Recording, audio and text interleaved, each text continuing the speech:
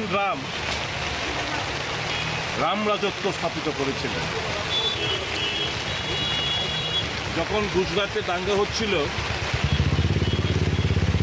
অটল বিহারী বাজপেয়ী গুজরাটের ডিজাইন মুখ্যমন্ত্রীকে বলেছিল রাম রাজত্ব প্রতিষ্ঠিত করে।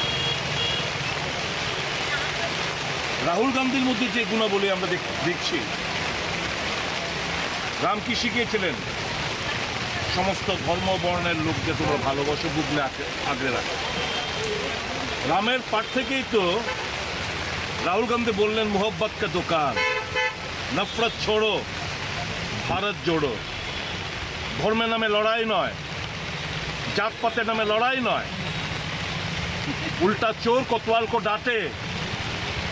এখন যারা গডসের দল, গডসেই তো হচ্ছে অসুর, গডসেই তো হচ্ছে রাবণ। সেই রাবণের দলের পূজারীরা এখন,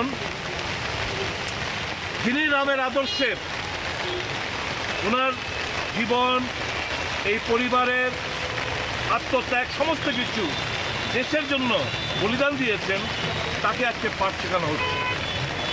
তাকে আজকে রাবণ নামে আখ্যায়িত করা হচ্ছে। তার ছবি, তার প্রতিকৃতি, তার ছবি এই বিজেপির আইটি দপ্তর থেকে রাবণের চেহারা বসিয়ে তাকে সেইভাবে রাবণ হিসেবে বর্ণনা দেওয়ার চেষ্টা করছে।